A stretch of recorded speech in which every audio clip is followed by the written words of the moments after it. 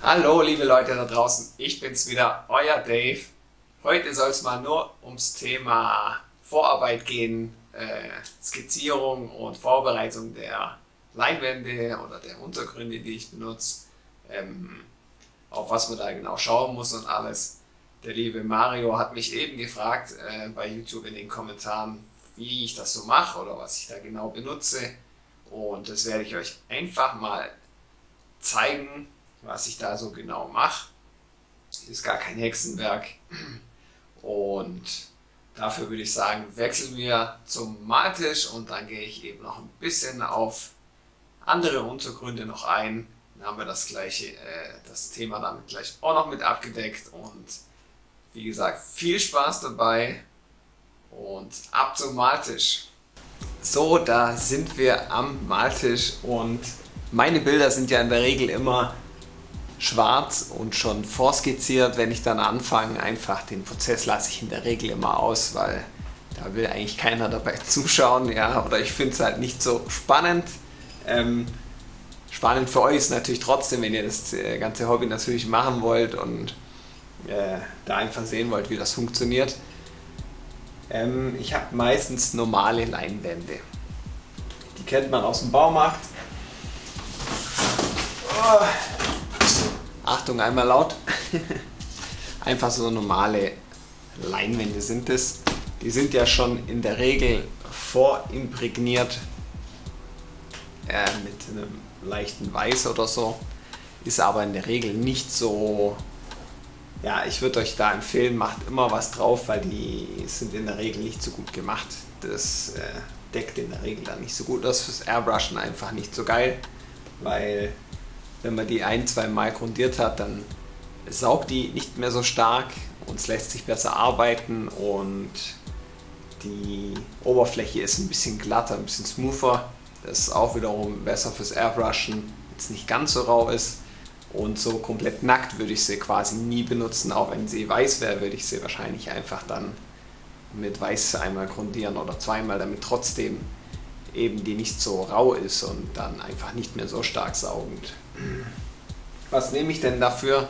Ich nehme normale Acrylfarbe. Eigentlich nichts Wildes. Ich arbeite gern mit schwarzen Leinwänden, deswegen habe ich vermehrt schwarz natürlich.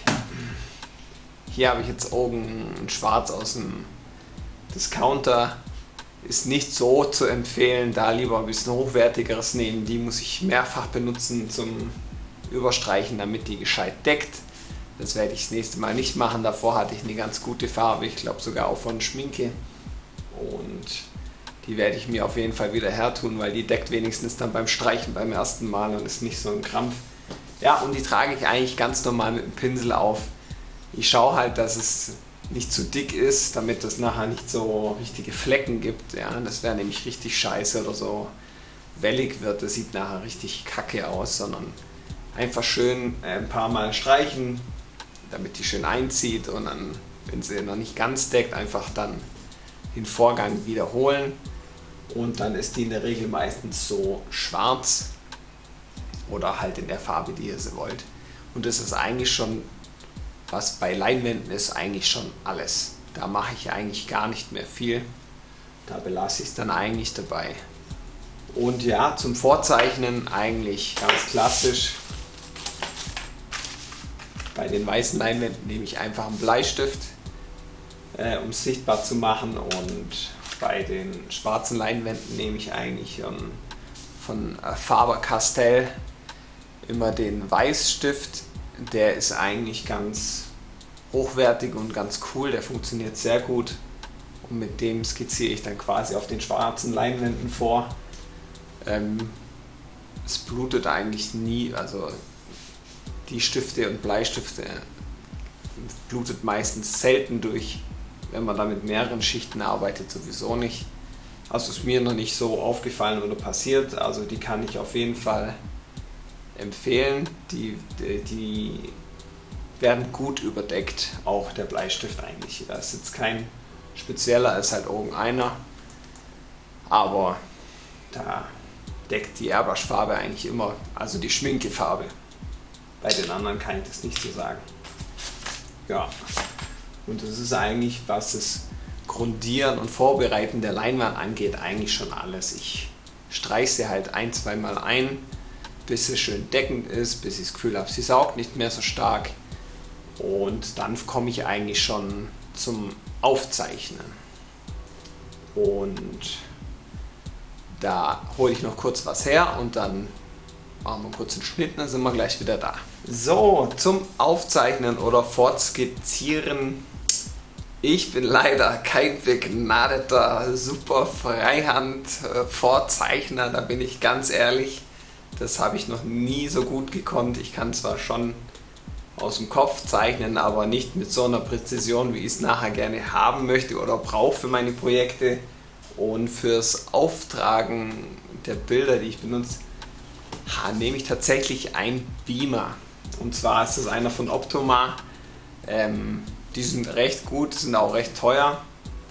Aber der war mal so günstig zu haben, weil er eben, ich glaube, nur 800 auf 600 Format hat, kein Full HD. Aber der hat halt einen mega geilen Kontrast und ist auch in hellen Räumen und so super nutzbar. Was einfach einen Vorteil bringt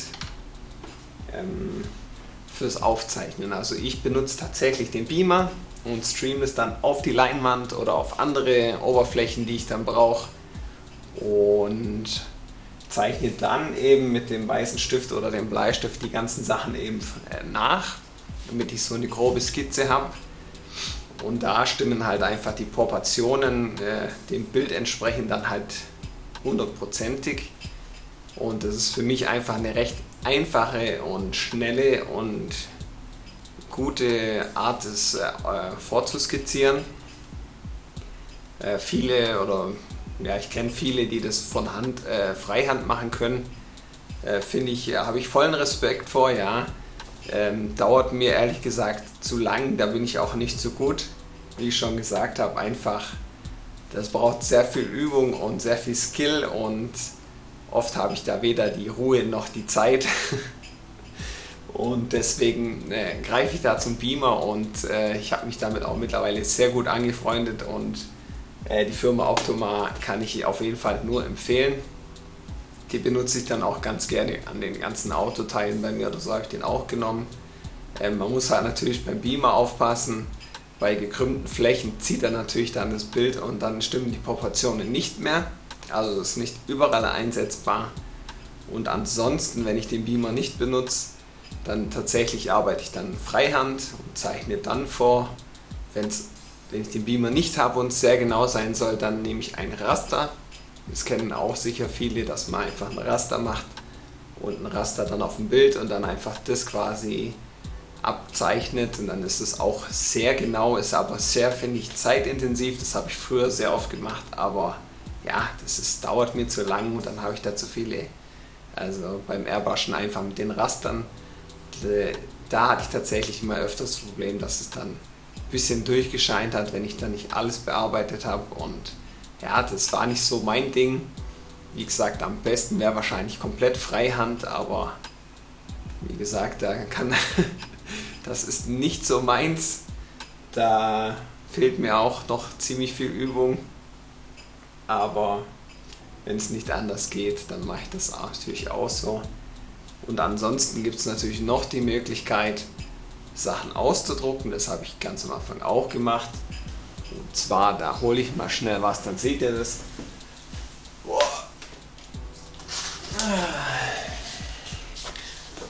Gottes Willen, das war auch eins meiner ersteren Arbeiten. Das ist auch schon sehr alt, das Bild. Und zwar habe ich da damals das Bild ist noch älter wie das Airbrush. Das ist, keine Ahnung, 2002 oder so habe ich das mal gemalt mit Acrylfarbe, also den ganzen Teil. Und dann habe ich dann halt irgendwann mit dem Airbrushen angefangen und habe dann hier einfach nochmal Al Pacino drauf gemacht. Und das Ganze hier, das Porträt zum Beispiel, habe ich das Gesicht ausgedruckt und dann ausgeschnitten. Entschuldigung. Auf jeden Fall habe ich das dann ausgeschnitten, also gerade die Konturen dann unten hier am Gesicht, habe das dann aufgeklappt und habe das dann ein bisschen ausgesprüht und die Augen und so, die Sachen, die mir wichtig waren, die ich brauchte als Anhaltspunkt, habe ich dann aus dem DIN A4 Blatt rausgeschnitten und also erst weiß geairbrushed und dann mit schwarz quasi die Teile ausgeairbrushed, und dann habe ich das Papier weggenommen und dann hatte ich eben auch eine Skizze oder eine Vorlage, die halt auch recht genau war. Und das machen auch recht viele, aber ja, lang ist her, also da habe ich mich auch schon deutlich verbessert. Wir sind sogar noch die uralt Einschusslöcher, also die sehen hier mittlerweile viel besser aus, wie wir in meinem Tutorial-Video ja schon gesehen haben. Na, Spaß beiseite. Also die Technik kann man auch noch nutzen.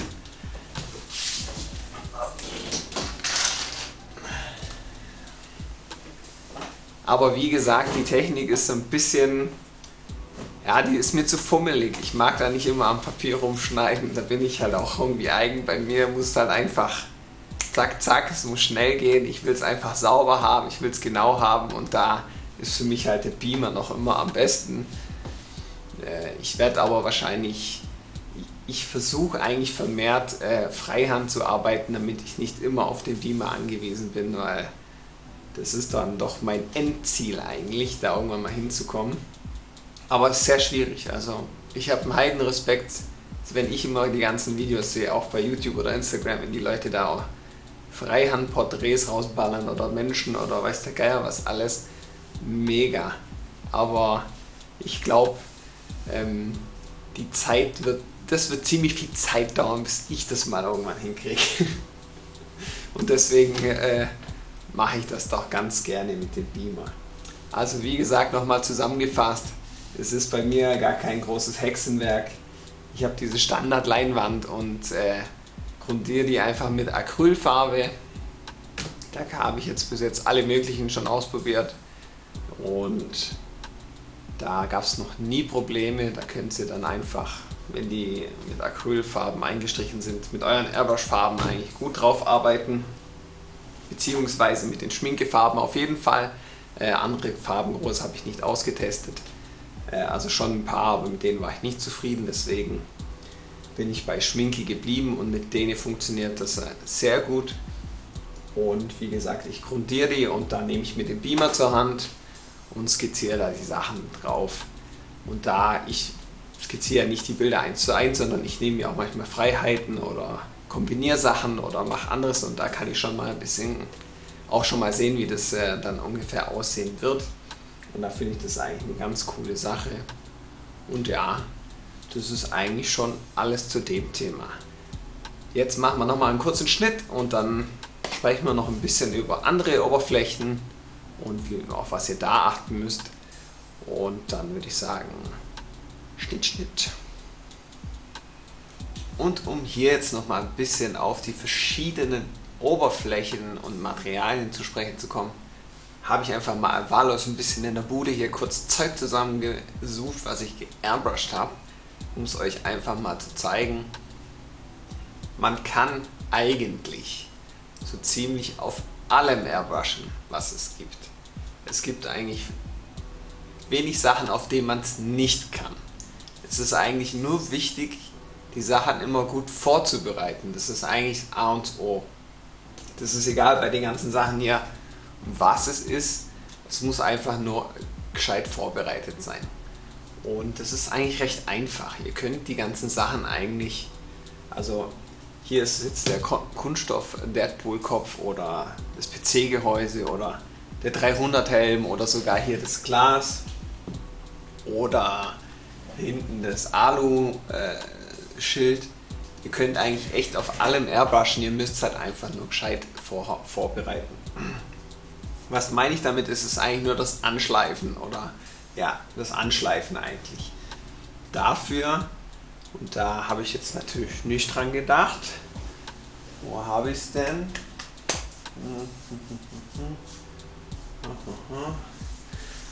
Da muss ich jetzt gleich nochmal schnell schauen. Ich dachte, sie hätte schon hingelegt. In dem Fall machen wir da gleich nochmal einen kurzen Schnitt. So, ich habe nicht gefunden, was ich gesucht habe, aber ich blende es euch einfach irgendwo hier kurz nochmal ein. Und zwar meine ich das Scotch-Brite, das Schleifpad. Das benutze ich ganz gerne. Das hat, glaube ich, so eine Körnung zwischen 800 und 1000er Körnung. Gibt es natürlich auch, glaube ich, mit 2 oder 3000er. Das ist immer eigentlich ganz gut so zum Anschleifen und das reicht in den meisten Fällen aus, wenn ihr vor allem Teile habt, die jetzt nicht stark beansprucht sind. Also wir reden jetzt hier eher von Illustrationen und von solchen Geschichten hier, die jetzt nicht, also an einem Auto oder so, da müsst ihr natürlich schon ein bisschen mehr machen, aber das ist ja gar nicht so das Ziel jetzt, sondern eher so kleinere Objekte und eben hier die ganzen Sachen. Sowas habe ich alles so gemacht. Oder ihr benutzt einfach ein Schleifpapier. Da müsst ihr halt einfach schauen, dass es nicht zu grob ist, damit die Oberfläche nicht zu sehr beschädigt wird oder zu scharfe Rillen hat. Und, Entschuldigung, was ist heute los wieder? Und das Ganze einfach nicht so arg verkratzt oder total scharfe Riefen macht. Und das sieht dann oder kann dann manchmal nicht so schnell nicht so gut aussehen. Also da auch eher dann je nach Bedarf zwischen einem 400er oder 800er Schleifpapier, da müsst ihr dann selber ein bisschen schauen, die Sachen anschleifen. Und zwar haben wir hier zum Beispiel das PC-Gehäuse, das habe ich auch nur mit dem Scotch-Brite angeschliffen und dann einfach schön mit Silikonentferner oder einem anderen Lösemittel entfettet und dann einfach mit einer Spraydose lackiert. Da war das jetzt nicht so hochwertig oder wichtig, da habe ich das so gemacht. Das gleiche bei meinem geilen Kopfhörerhalter, wie ich finde, und zwar meinem Deadpool-Kopf. Den habe ich auch nochmal, den habe ich gekauft bei Amazon, glaube ich, recht günstig, ist eigentlich ein, wie heißt es hier, Sparschwein. Im Deutschen sagt man Sporschwein. Ja, den habe ich halt zweckentfremdet eben als Kopfhörerhalter, weil ich den ziemlich cool fand von der Größe her, von der Optik. Und das Ganze habe ich hier nochmal komplett geairbrushed, einfach die ganzen Schatten und Lichteffekte, die Augen, das Schwarz. Ich habe den einfach nochmal ringsrum bearbeitet, damit der halt einfach authentischer aussieht und geiler aussieht, und der ist richtig cool geworden. Und das ist zum Beispiel ein Kunststoff. Den habe ich eben auch mit dem Scotch-Brite angepettet, habe den da nicht nur mit dem Silikonentferner ein bisschen sauber geputzt und dann mit einem Honigtuch eben noch den Reststaub weggemacht und dann mit einem matten Spraydosenlack lackiert, damit das Ganze auch hebt. Und ja, das ist ziemlich cool und hebt dann halt auch relativ lange. Und wie gesagt, der schöne Deadpool beschützt meine Teufel-Kopfhörer. So, hier haben wir noch meinen 300 Helm. Auch ein sehr geiles Teil, ziemlich staubig. Hätte ich mal vorher sauber machen sollen, wa? Egal. Halb so wild. Er ist ein Kriegshelm, der darf auch ein bisschen Staub haben. Und den habe ich jetzt zum Beispiel nicht mit dem Scotch gemacht, sondern den habe ich ein bisschen stärker angeschliffen. Ich meine mich zu erinnern, dass es so ein 320er 400er Schleifpapier war, weil ich da eben einfach auch mit einem Klarlack, mit dem Autoklarlack gearbeitet habe und eben wollte, dass der einfach ein bisschen, ja, damit es einfach ein bisschen greift, ein bisschen besser sitzt, habe ich den dann ein bisschen gröber geschliffen, weil ich auch noch ein bisschen mehr Sachen dran gemacht habe und auch hier die Sachen so ein bisschen kaputt gemacht habe. Ich weiß nicht, ob man es sieht. Ja, und den habe ich dann halt ein bisschen genauer geschliffen und dann aber auch da wieder denselben Schritt schleifen, Fettrückstände entfernen, mit Silikonentferner oder ähnlichem, und dann einfach 2K Klarlack drauf gemacht und die Sache war geritzt. Er ist auch geil, also ich liebe den, ich mag den richtig. Ist auch einer meiner Lieblingsstücke, den werde ich wahrscheinlich nicht hergeben. Und da habe ich dann eben noch so die Negativfolie genommen von dem Helm. Habe das dann gleich noch am Standfuß gemacht. Auch alles selber gemacht und geschweißt und getan. Da habe ich nette Kollegen, die mir da geholfen haben, was sehr cool war. Und da zum Beispiel die Schrift hinten, die habe ich jetzt zum Beispiel mit einem Plotter gemacht. Und den zum Beispiel habe ich jetzt tatsächlich auch wieder mit einem Beamer drauf gemacht, um da mal wieder die Brücke zu schlagen.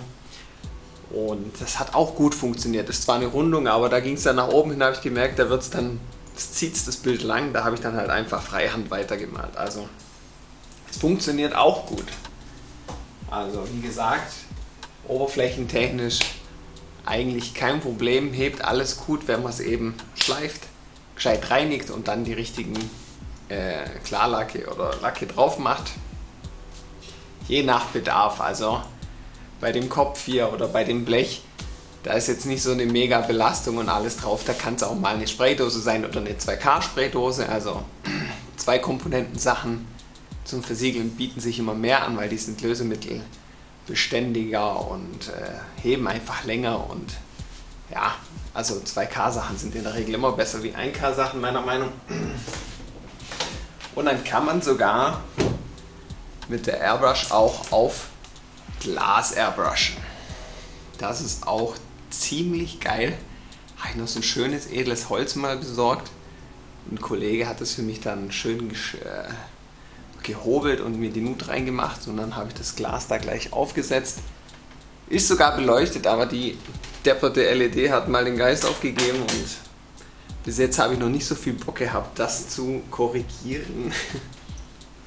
Ja, das ist eigentlich auch ein richtig geiles Teil. Die liebe Maria mal in einer anderen Version.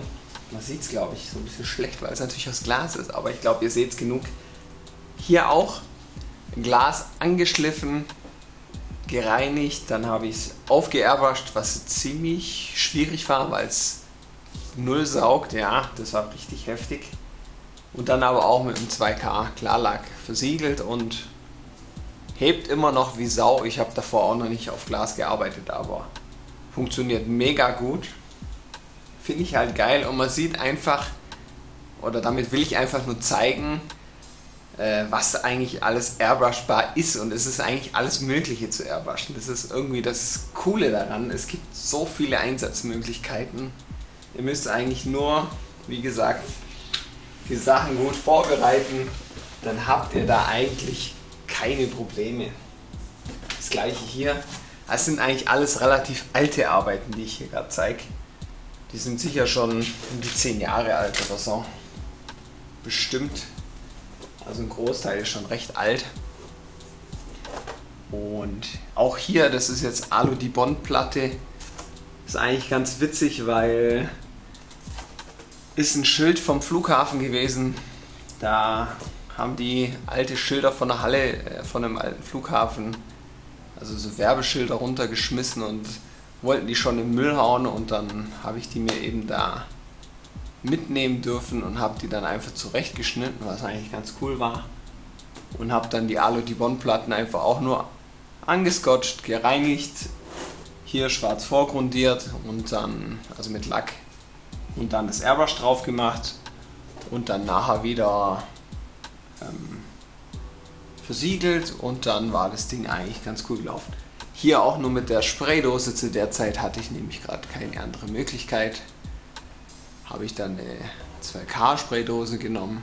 Da ist die Oberfläche natürlich nicht so geil mit einer Spraydose wie jetzt mit einer Lackierpistole. Also wenn ich meine Mini-Jet benutze, dann ist das natürlich schon viel cooler, auf das Auto natürlich sowieso schon 3-mal. Und dann kriegt man geilere, glattere Ergebnisse hin, wie bei meinen Lippenbildern. Da habe ich immer Lackierpistole und Autoklarlack genommen und die da drauf geballert, damit die richtig schön geil aussehen. Kann man machen, muss man nicht, aber das ist halt Geschmackssache. Auf jeden Fall will ich damit eigentlich nur sagen, dass ihr eigentlich auf Kunststoffe, Metalle, Glas eigentlich problemlos arbeiten könnt. Ihr müsst halt nur entsprechend schleifen, um mich da nicht dauernd zu wiederholen, aber ich mache es trotzdem nochmal. Abschließend für das Ganze einfach schleifen mit 400er bis 800er. Es kommt halt immer darauf an, was ihr genau habt. Das kann ich natürlich nicht sagen, aber so grob sage ich mal, das Ganze schön staubfrei machen und vor allem ganz wichtig fettfrei, damit ihr nachher keine so Fettaugen kriegt, dann wenn ihr Lack drauf macht. Und dann eben grundieren oder nicht grundieren, je nachdem, was ihr da für einen Untergrund dann habt und machen wollt. Und das Ganze nachher einfach nur noch mit Klarlack versiegeln. Und dann hebt das eigentlich sehr lange Also ich habe hier Sachen rumstehen, die sind schon hundselend alt und da blättert noch nichts ab oder so. Also wenn keine große chemische oder generelle Belastung drauf ist auf dem Zeug, dann hebt es auch recht lange. Ich habe noch vergessen, und fällt mir jetzt gerade noch ein, zum Ende hin des Versiegelns, meine Bilder versiegel ich ja mit Spraydosenlack in matt. Habe jetzt aber gemerkt bei manchen Arbeiten, dass es, wenn man zu viel Lack nimmt, nicht gut ist. Da nehmt ihr lieber den Leinwandfirnis. Hier haben wir den von der Firma hier. Und zwar ist es ein Sprühfilm, aber es ist auch Firnis für Leinwände. Der taugt mir bis jetzt noch am besten. Damit versiegel ich die nochmal und dann muss ich da auch nicht mit dem Pinsel rummalen oder macht die Oberfläche kaputt oder der löst die Farbe an oder so, was auch mal schnell passieren kann. Mit dem fahre ich am besten.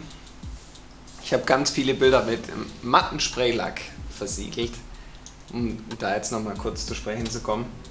Und da ist mir tatsächlich jetzt bei einem Bild passiert, da war zu viel drauf. Das ist natürlich eine bewegliche Leinwand.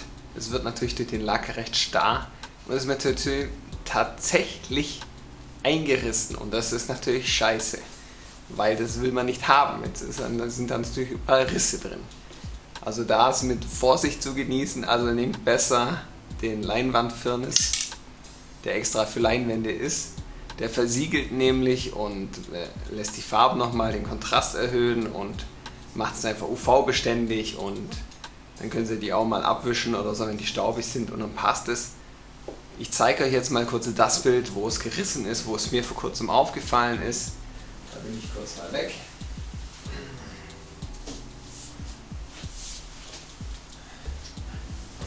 Und zwar bei meiner lieben Wonder Woman. Das tut weh. Ich schaue mal, ob ihr das überhaupt sehen könnt. Aber falsche Richtung. Ich glaube hier an den Armen. Ich weiß nicht, ob ihr das jetzt hier seht. Aber hier sind überall Risse drin. Ich merke es jetzt schon, wenn ich drüber fahre. Nur weil ich da einfach ein bisschen zu viel. Man sieht es auch. Es glänzt wie ein Affenarsch. Ist auch sehr starr. Da ist einfach viel zu viel Lack drauf, da habe ich wahrscheinlich nicht aufgepasst. Und ich versuche es nochmal, vielleicht seht ihr es ja doch, vielleicht seht ihr es auch nicht.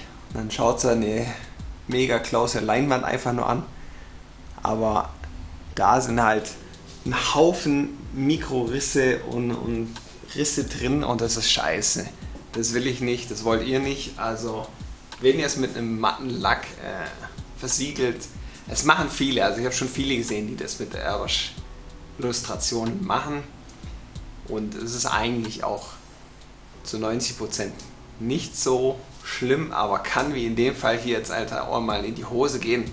Dann seid ihr mit dem Firnis auf der sicheren Seite, weil der macht keine Oberflächenspannung wie der Lack und neigt dann halt nicht dazu sehr zu reißen, sondern versiegelt nur und da seid ihr auf jeden Fall besser bedient. Würde ich euch empfehlen, macht es lieber damit. Ich werde es jetzt in Zukunft auch nur noch damit machen, weil dann gehen meine Kunstwerke nicht kaputt und dann muss ich mich nicht ärgern. Ich bin natürlich gleich mal durch die Wohnung gerannt, habe alle anderen angeguckt, aber bis jetzt nur das Bild und die anderen sind teilweise ja auch schon viel älter und da ist nichts, Gott sei Dank. Und ja, da müsst ihr einfach nur ein bisschen aufpassen. Ich hoffe, das hat euch, Entschuldigung, heute, ich hoffe, das hat euch neue Informationen gegeben, mit denen ihr was anfangen könnt. Ich hoffe, ich konnte euch damit weiterhelfen, eben was bezüglich des Skizzieren und Vorbereiten der Leinwände angeht und auch bei den anderen Oberflächen. Und in dem Sinne verabschiede ich mich dann mal hier wieder. Lasst mir immer gerne, ich sage es auch immer wieder, gerne ein Like oder Abo da. Das supportet meinen Kanal und das hilft mir und damit komme ich weiter und das freut mich auch schon wieder sehr, dass ich schon wieder einige Abonnenten dazu bekommen habe und viele Kommentare und das freut mich immer mega. Also macht da gerne weiter und supportet mich, das finde ich richtig cool, da habe ich immer richtig Freude dran und kann euch dann auch weiter so geilen Stuff zeigen. Mario, ich hoffe, ich habe deine Fragen damit auch beantwortet. Lasst mich gerne in den Kommentaren wissen, mein Freund. In diesem Sinne, haut rein und viel Spaß beim Airbrushen.